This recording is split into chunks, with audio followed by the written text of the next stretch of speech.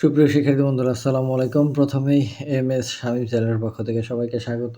আজ পঞ্চম শ্রেণী ২০২৬ সালের গণিত বইয়ের ১৭৪ এবং ১৭৫ পৃষ্ঠার সমাধান দেওয়া হলো। আশা করি ভালো লাগবে।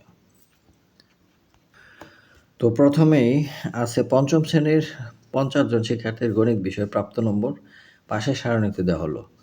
লেখচিত্রের মাধ্যমে গণিত বিষয়ের ফলাফল দেখি। তো এখানে প্রাপ্ত নম্বর ৩১ থেকে ৪০-এর মধ্যে পাইছে ২ জন, আর ৪১ থেকে ৫০-এর মধ্যে নম্বর পেয়েছে ৪ জন, আর ৫১ থেকে ৬০-এর মধ্যে নম্বর পেয়েছে ৭ জন, ৬১ থেকে ৭০-এর মধ্যে পেয়েছে ১০ জন, ৭১ থেকে ৮০-এর মধ্যে পেয়েছে ৮ জন, ৮১ থেকে ৯০-এর মধ্যে পেয়েছে ১২ জন, আর ৯১ থেকে ১০০-এর মধ্যে পেয়েছে ৭ জন। টোটাল ৫০ জন শিক্ষার্থী। তো এখানে সারণী তৈরি করে দেখানো হয়েছে যে নিচ দিয়ে আছে প্রাপ্ত নম্বর ৪১ থেকে ৪০-এর মধ্যে, এখান দিয়ে আছে শিক্ষার্থীর সংখ্যা, অর্থাৎ এখানে আছে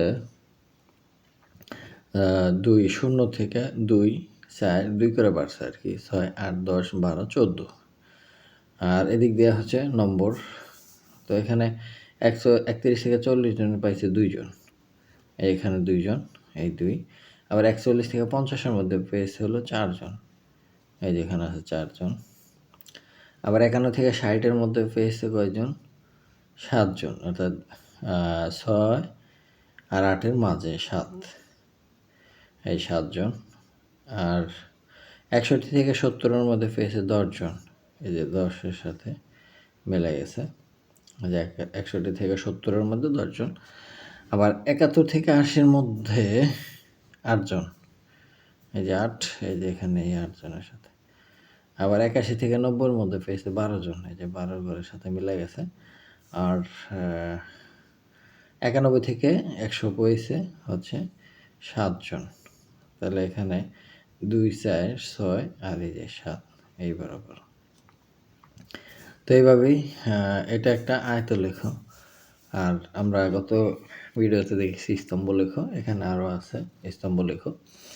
তো স্তম্ভলেখ এবং আয়তলেখের মধ্যে পার্থক্য হচ্ছে আয়তলেখের মাঝে ফাঁকা জায়গা থাকবে না, স্তম্ভলেখের মাঝে ফাঁকা জায়গা থাকবে।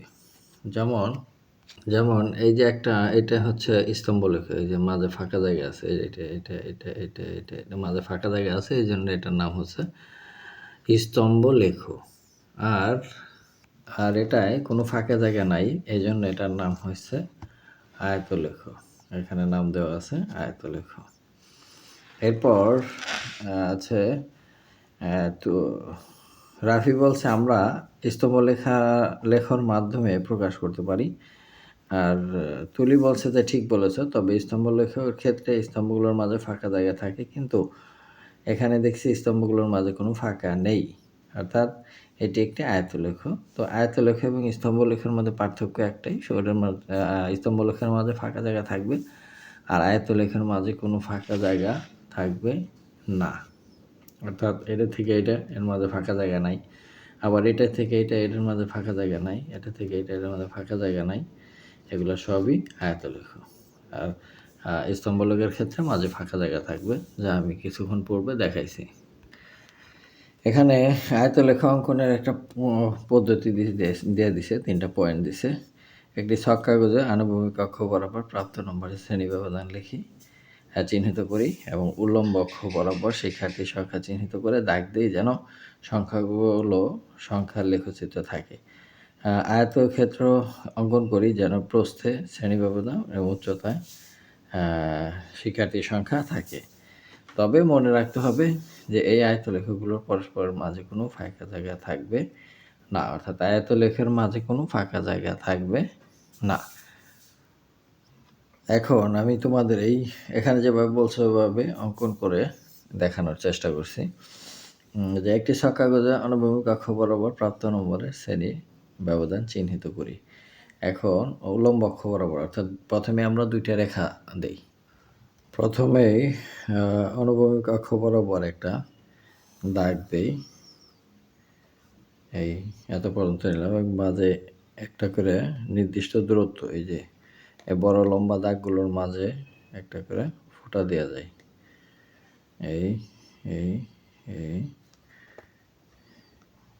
এই এই এই এই আচ্ছা, এখন উলম্ব বরাবর একটা দাগ দিই, উলম্ব রেখা বরাবর একটা সোজা দাগ দিই।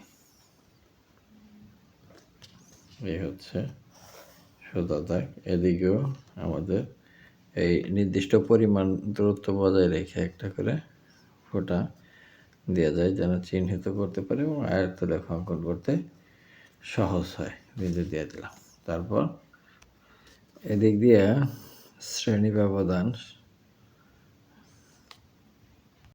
এদিক দিয়ে শ্রেণী ব্যবধান, আর উপর দিকে এদিকটা হচ্ছে শিক্ষার্থীর সংখ্যা, শিক্ষার্থীর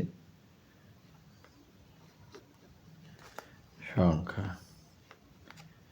এটা এদিক দিয়ে এইভাবে এইভাবে।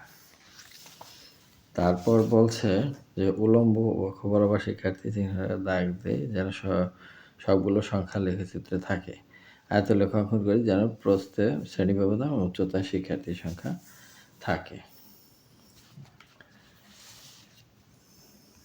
এভাবে একটা ছক বানালাম। ছক বানানোর পর এখানে শ্রেণী ব্যবধানটা 31 থেকে 40, তারপরে এখানে শ্রেণী ব্যবধানটা 41 থেকে 50, আর 51 থেকে 60, আর 61 থেকে 70, আর 71 থেকে 80, আবার 81 থেকে 90, আবার 91 থেকে 100, এই পর্যন্ত। এখন এদিকে এলো 0, এটা 2, এটা 4, 2, 4, 6, 8, 10, 12, 14, 16, 18, এই পর্যন্ত। এখন এখানে প্রথমে আছে কয়টা? 2টা। তাহলে 2 দাগ পর্যন্ত চিহ্নিত করি। এই যে এখানে 2টা, সরি, এই দাগ পর্যন্ত হবে, এটা হবে না। এই দাগ পর্যন্ত, 2 যেহেতু এই পর্যন্ত, তাহলে এই দাগ পর্যন্তই হবে। এরপরে আছে হচ্ছে কত? 4। এরপরে 4 হচ্ছে এই পর্যন্ত, এই পর্যন্ত হচ্ছে 4। এরপর হচ্ছে কত? 7। তাহলে এটা হলো 8, এটা 6, তার মাঝ হলো 7, তার মানে এই পর্যন্ত হবে। এই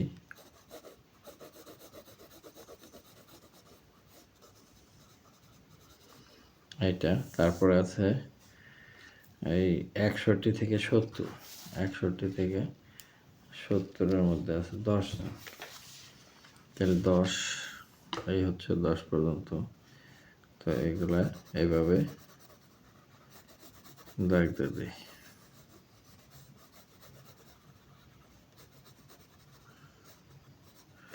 এরপরে 10-এর পরে আছে হচ্ছে এই যে এখানে আছে 10-এর পরে 8, এই 8 দাগ দিব আবার। 8-এর কোণে এই যে এখানে 8।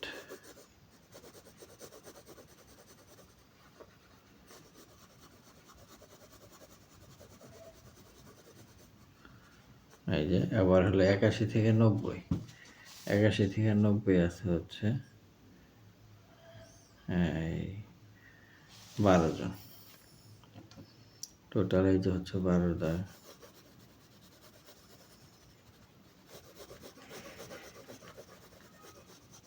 এটা হচ্ছে 12 পর্যন্ত। তারপরে লাস্টে যেটা আছে সেটা হচ্ছে 7 পর্যন্ত।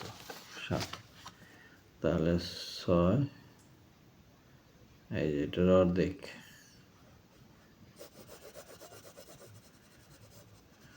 এই হচ্ছে আয়তলেখ অঙ্কনের পদ্ধতি। তোমরা এভাবেই আয়তলেখ অঙ্কন করবে।